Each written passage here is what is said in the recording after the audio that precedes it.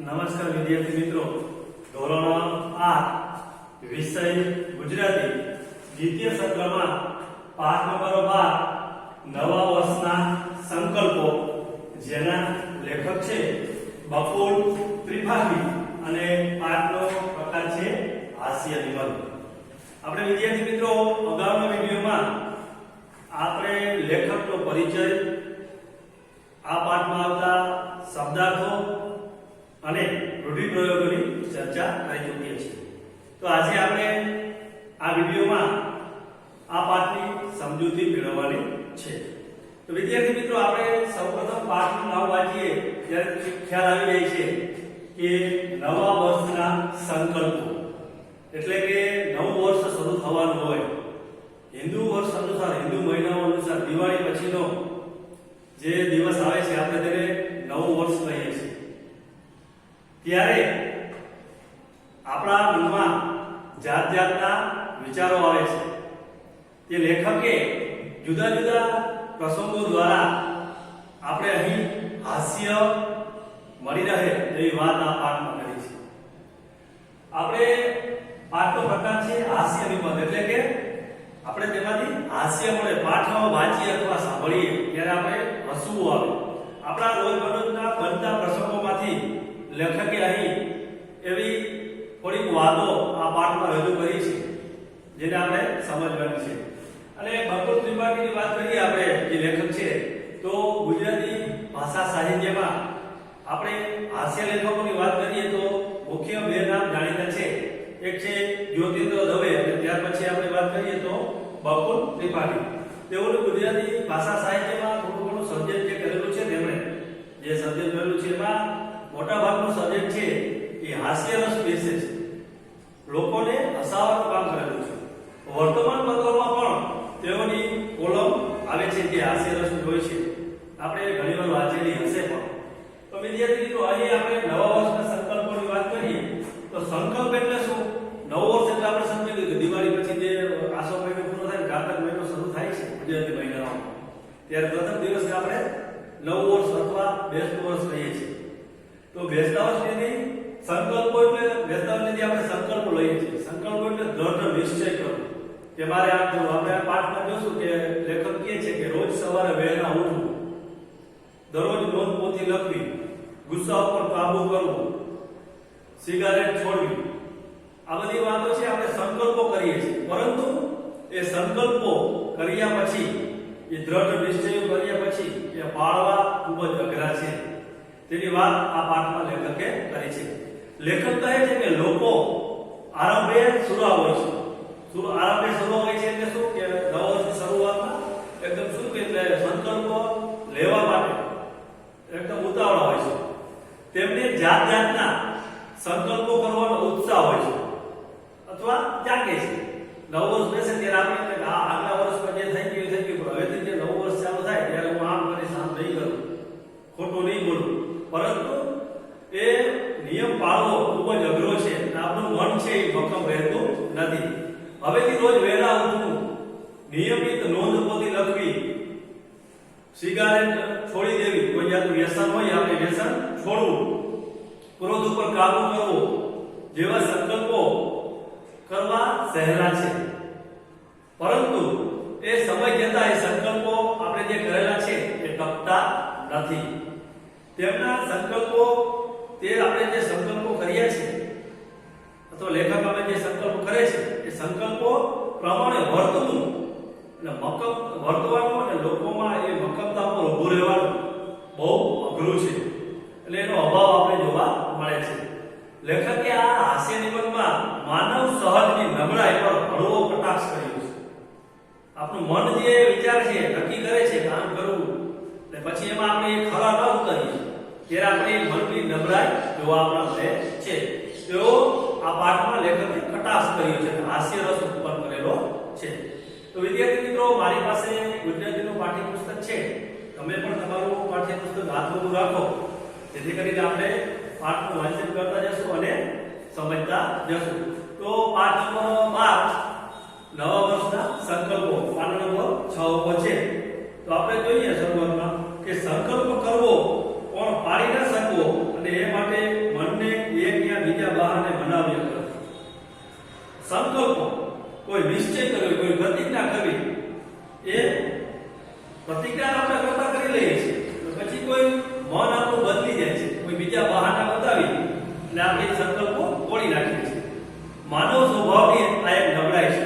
લેખક કહી રહી છે કે માણસના સ્વભાવની આ એક નબળાઈ છે કે આપણે કોઈ નક્કી કરી લીધું હોય તો પછી આપણે એમાં ખરો ના ઉતરીએ તો આપણું શું કહેવાય કે આપણી નબળાઈ કહેવાય. એ નબળાઈને કેન્દ્રમાં રાખીને લેખકે આ હાસ્ય નિબંધ સર્જ્યો છે.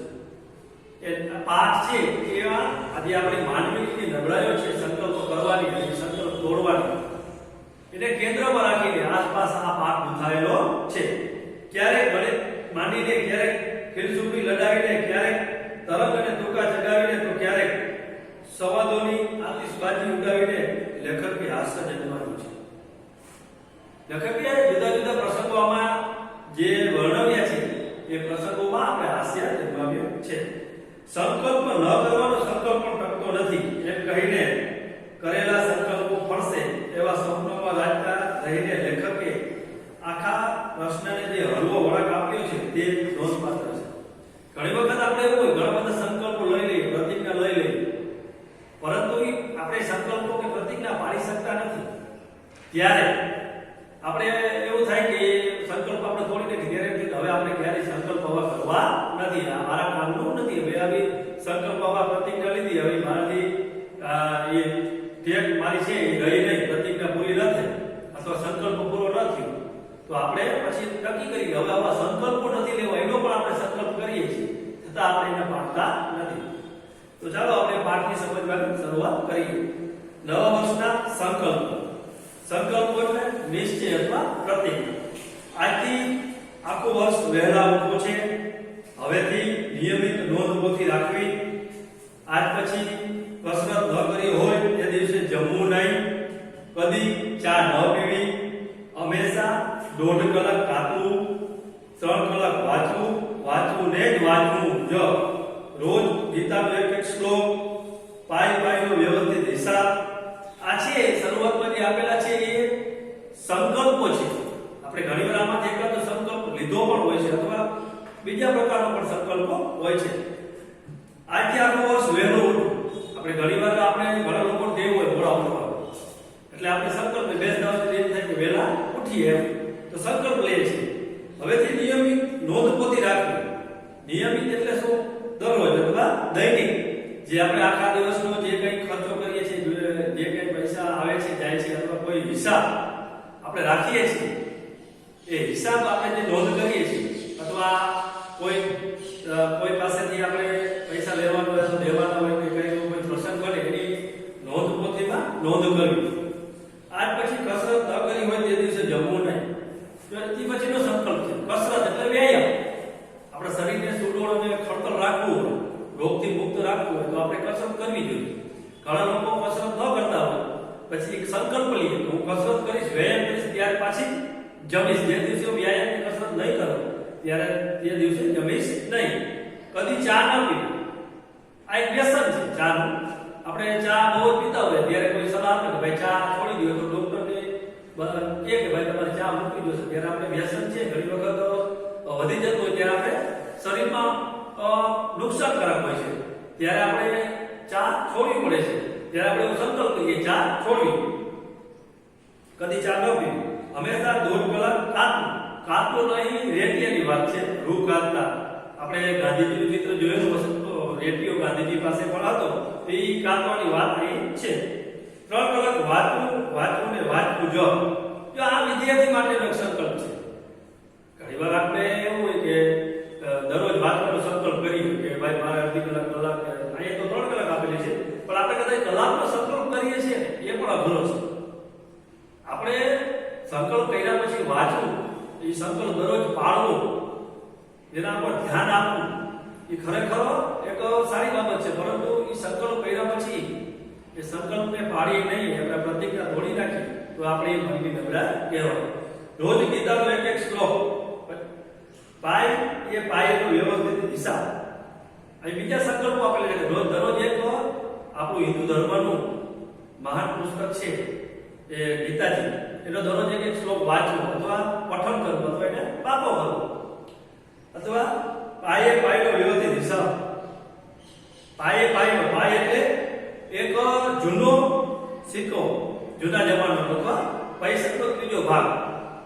જૂના જમાનામાં ચલણ હતું સિક્કા, હવે તો અત્યારે તો માન્ય નથી, પણ જૂના જમાનાનો જે ચલણ હતું એમાં એક પાય આવતી સિક્કો નાનકડો, અથવા પૈસાનો જે આપણે એક પૈસો કહીએ છીએ એનો ત્રીજો ભાગ, એનો વ્યવસ્થિત હિસાબ રાખવો.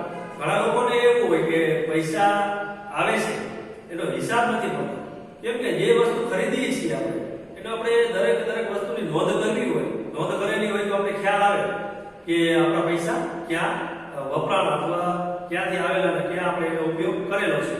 તો એ આપણે પાયનો હિસાબ લખવો ખરેખર પ્રતિજ્ઞા લઈએ તો સારી બાબત છે, પરંતુ દરરોજ લખવું એટલે ક્યાં પૈસા વાપરીએ યાદ કરવા એ એક અઘરું કામ છે. ઘણા લોકો એની પ્રતિજ્ઞા લે છે પરંતુ એ પાડી શકતા નથી. આખા સમાજમાં જે દિવસે આ મંત્રોનું મનોમંથન ઉચ્ચારણ શરૂ થઈ જાય છે ત્યારે સમજવું કે તે દિવસે બેસતું વર્ષ છે. જો આખા સમાજની વાત કરી છે, દરેક લોકોનો આવો વિચાર આવે ત્યારે આપણે સમજવું કે આજે બેસતું વર્ષ છે. જે શરદ પૂનમની ચાંદનીનું વાતાવરણ કવિઓને ગાંડા બનાવે છે, તેમ બેસતા વર્ષના દિવસની હવા પણ સામાન્ય જનોના મનમાં કંઈક નવો ચમકારો લાવી છે. જે કવિઓ હોય છે એને શરદ પૂનમની ચાંદની એટલે ચંદ્રનો પ્રકાશનું વાતાવરણ છે એ કવિઓને ગાંડા બનાવી દે છે, કવિતા રચવા માટે પ્રેરણા આપે છે. એ રીતે બેસતા વર્ષની એવા હવા હોય છે કે લોકોને નવા સંકલ્પો લેવા માટેની હવા પસરી જાય છે, પ્રેરણા મનમાં એવા વિચારો જાગે છે, એક ચમકારો લાગે છે. આપણને એકદમ બુદ્ધ, મહાવીર, વિવેકાનંદ કે નેપોલિયન થવાની હોશ થઈ આવે છે. આપ લોકો જાણો છો કે અહીંની લેખકે નામ આપ્યા છે ભગવાન બુદ્ધ, મહાવીર, વિવેકાનંદ, નેપોલિયન થવાની હોશ થઈ આવે. આ લોકો છે એનું જીવન એકદમ સંકલ્પ પ્રતિજ્ઞાથી ભરેલું હતું. જે લોકોની જીવનની રહેણી એકદમ તટસ્થ હતી, એવું આપણે જીવન જીવવા માટે આપણે હોશ થઈ આવે છે. હોશ થઈ આવે એટલે શું છે? ઉત્સાહ આવે છે. જીવનના વર્ષો એમ નિરર્થક સરી જતા લાગે છે અને એકદમ કંઈક કરી રાખવું, કંઈક તો કરી જ રાખવું થઈ આવે છે.